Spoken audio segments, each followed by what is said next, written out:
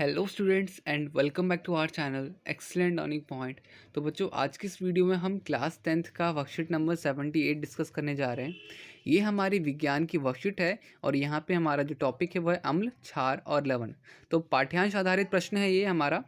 MCQ type का होगा। आपको 4 ऑप्शन दे रखे होंगे और आपको एक पे टिक करना होगा। तो देखो, सबसे पहले हम क्वेश्चन पढ़ लेते हैं कि सामान्य तौर पर कम पीएच मृदा में भारी धातु मतलब कि कॉपर, मैग्नीशियम, जिंक और आयरन, ये सारे बच्चों भारी धातु हैं हमारे, ठीक है, की उपलब्धता सबसे अधिक होती है। तो बच्चों प्लीज़ इस लाइन को आप टिक कर लीजिएगा क्योंकि ये इंपॉर्टेंट है, इससे हमें एक आंसर का क्वेश्चन का आंसर भी मिलेगा, ठीक है। तो कब बच्चों? कम पीएच पे, कम पीएच मृदा में भारी धातु मतलब कि आपका ये जो जितनी भी धातुएं हैं ये इसकी उपलब्धता सबसे अधिक होती है। कम पीएच में ये भारी धातुएं जहरीली हो सकती है। और बच्चों, कम पीएच में ये भारी धातुएं क्या हो जाती है? जहरीली हो सकती है। लेकिन मृदा को क्षारीय करना धातु की भारी उपलब्धता को कम कर सकता है। अंत जैविक ठोस मतलब कि बायोसॉलिड्स का उपयोग कर मृदा को क्षारीय बनाया जाता है और इसमें भारी धातुएं हो सकती हैं, जबकि कुछ जैविक ठोस मृदा की क्षारीय क्षमता को भी स्थिर रखते हैं, जिसके प्रयोग से पीएच में वृद्धि होती है।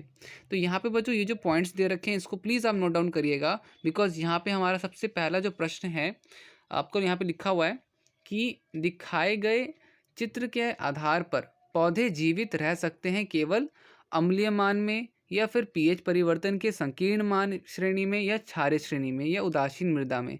तो बच्चों, हमारा जो है पौधे जीवित रह सकते हैं कब?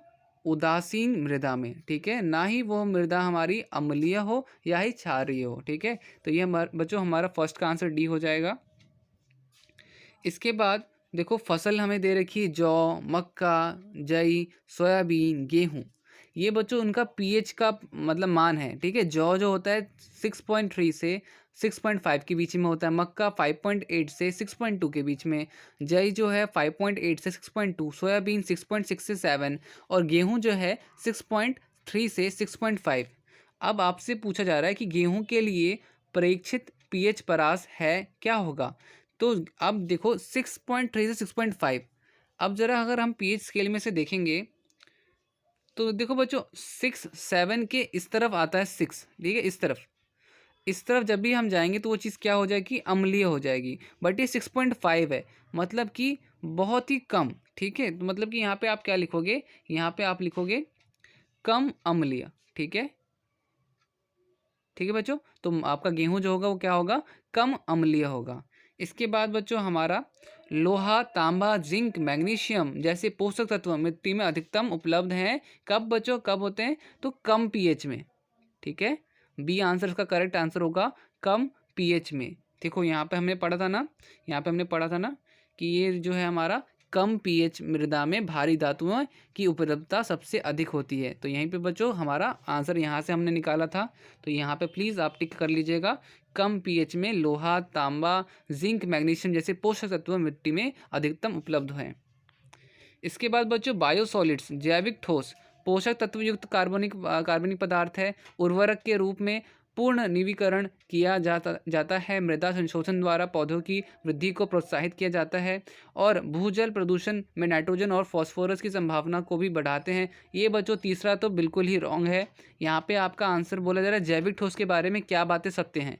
तो केवल एक, या बी में 1 और 2, या फिर केवल 3, या फिर तीनों। तो बच्चों यहाँ पे आपका करेक्ट आंसर होगा 1 और 2, ठीक है। इसके बाद बच्चों मिट्टी डैश हो जाती है जब इसका पीएच अपेक्षित मान से अधिक अम्लीय हो जाता है। बच्चों विषाक्त, ठीक है, विषैला हो जाता है। क्या हो जाता है? विषैला हो जाता है। तो यहाँ पे बच्चों सारे क्वेश्चंस हमने कर लिए। उम्मीद करता हूँ सारी चीज़ आपको समझ में आई होंगी। अगर वीडियो अच्छी लगी तो प्लीज़ लाइक, शेयर, कमेंट ज़रूर कीजिएगा। और अगर आपने चैनल को अभी तक सब्सक्राइब नहीं किया तो सब्सक्राइब कर दीजिएगा, बिकॉज़ ये मुझे मोटिवेट करता है आप सारे बच्चों के लिए ऐसी वीडियोज़ बनाने के लिए। तो प्लीज़ बच्चों मिलते हैं नेक्स्ट वीडियो में, तब तक के लिए bye bye and take care.